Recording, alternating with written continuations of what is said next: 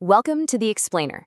Today, we're skipping all those fear-based budgeting myths and diving straight into the actual math, systems, and psychology you need to build lasting wealth. We're completely throwing out the traditional advice that tells you to stop buying lattes and feel guilty about enjoying your hard-earned money. Instead, we're going to look at the real rules of money, strategies backed by data, to help you design a life of absolute financial confidence. So, have you ever wondered why people making well over 100 grand a year still live paycheck to paycheck? It's kind of a staggering reality, but you literally cannot out-earn a broken financial system. Society loves to tell us that making more money is this magic cure-all, right? But the data actually shows us otherwise. If your spending habits and your emotional responses to money are broken when you're making 50K a year, trust me, they're still going to be broken at 150K a year. True wealth isn't just about your income, it's about the systems you plug that income into. Here is our roadmap for today's paradigm shift. We're going to cover 1. Designing your rich life. 2. The renting versus buying myth. 3. The power of compound interest. 4. Automating your financial system. And 5. Increasing your earning potential. Let's jump right in. Section 1. Designing your rich life. Moving beyond the spreadsheet. Look, before we even touch a calculator or talk about investments, we've got to address the psychology of money. We all carry these invisible scripts from our childhood that basically dictate how we feel about spending. If you constantly heard, "We can't afford that," sitting around the dinner table growing up, you might find yourself making great money today, but still feeling intense guilt every single time you buy something nice. You might even secretly believe you should be hoarding every penny. Acknowledging these hidden biases and actually talking about financial compatibility with your partner is the absolutely critical first step to building wealth. So how do we translate those values into real numbers? Enter the conscious spending plan. Instead of mercilessly cutting out coffee or tracking every dime on a spreadsheet, you use this as a baseline benchmark for your take-home pay. It breaks down like this. About 55% goes to your fixed costs: rent, groceries, debt. 10% goes to investments, 10% to savings, and a massive 25% goes to guilt-free spending. The whole point of this structure is that it allows you to spend extravagantly on the things you absolutely love, as long as you cut costs mercilessly on the things you don't. It's really not about restriction at all. It's about intentional allocation. Okay, Section 2, the renting versus buying myth, and breaking down phantom costs.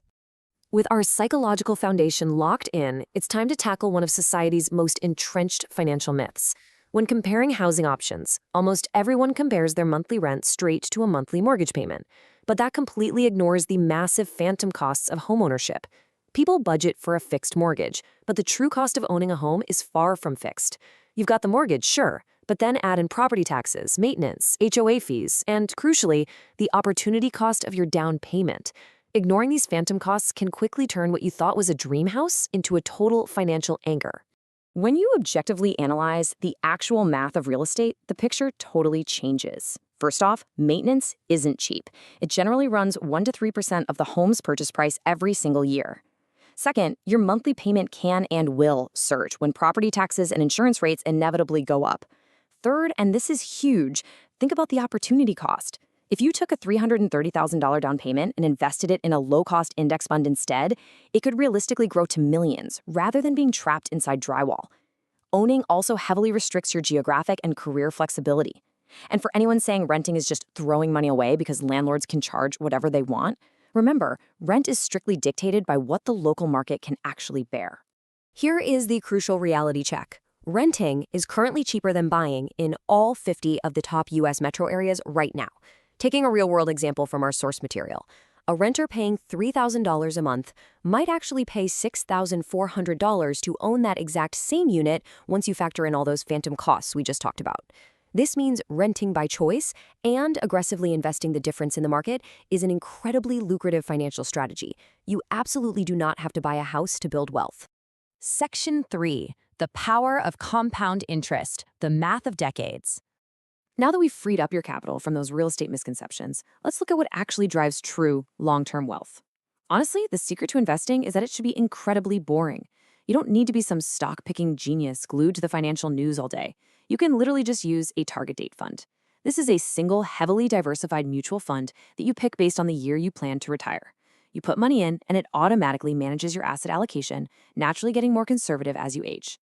It gives you automated exposure to the broader market, like the S&P 500, which has historically returned about 7 to 8% after inflation. It's basically a set-it-and-forget-it wealth-building machine. But there is one major trap you've got to avoid.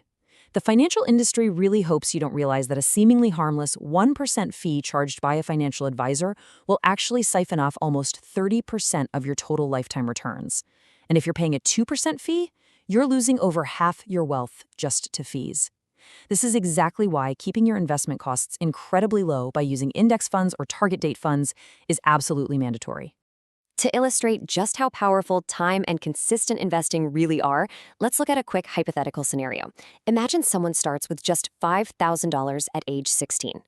As they grow in their career, they gradually bump up their contributions, averaging about $30,000 a year over their working life. By age 30, they'd have over $130,000. By 50, over $700,000. But what happens by age 65, assuming just a conservative 7% return?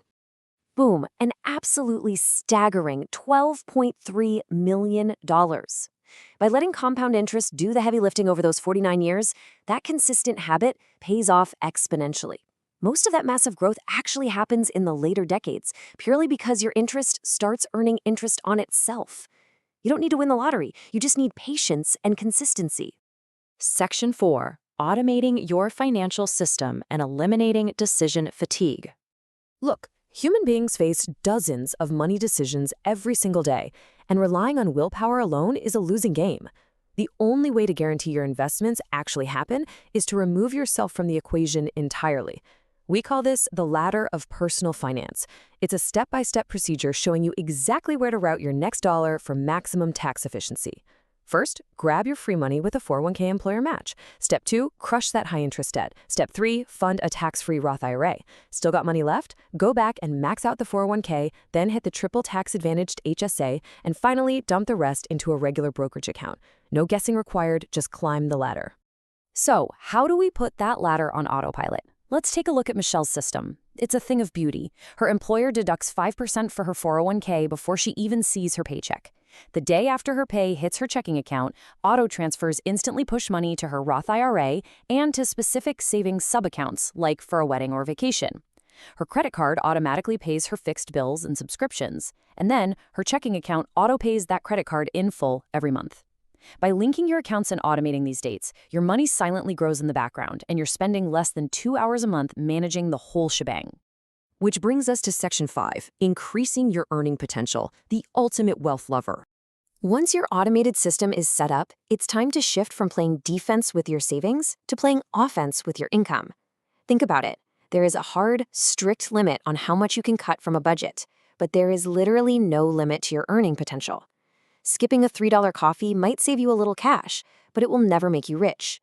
What will make you rich are discontinuous jumps in your income, like acquiring highly valued skills, negotiating your salary, or changing your business model.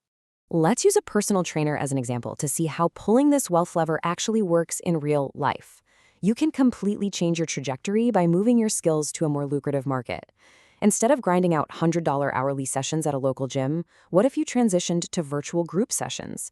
Instead of relying on random walk-ins, you target high-end executive clients. And instead of just doing basic gym training, you bundle it with premium pre-packaged meal planning. Suddenly, you've dramatically increased your revenue without working more hours, just by placing your skills where they are scarce and highly valued. Ultimately, all this math, the investing, the automated systems, it all serves one purpose: giving you the freedom to live by your own personalized rules of a rich life. Maybe for you, that means maintaining a 1-year emergency fund for total peace of mind. Or maybe it means never questioning your spending on books, appetizers, or charity because they bring you joy. Maybe you have a rule of 0 limits on health and education spending because you are your ultimate asset. By defining rules like earning enough to only work with people you respect, you totally reframe money. It stops being a tool of restriction and becomes a tool of pure empowerment. So I'll leave you with this final provocative thought. If you finally stopped stressing over $3 lattes and started focusing your energy on $30,000 systems instead, what would your rich life look like tomorrow? The whole point of this explainer wasn't just to help you stack cash in a brokerage account. It's to challenge you to intentionally design a life of financial confidence, joy, and true freedom, starting right now. Automate your basics, ignore societal myths, grow your income, and go live your rich life.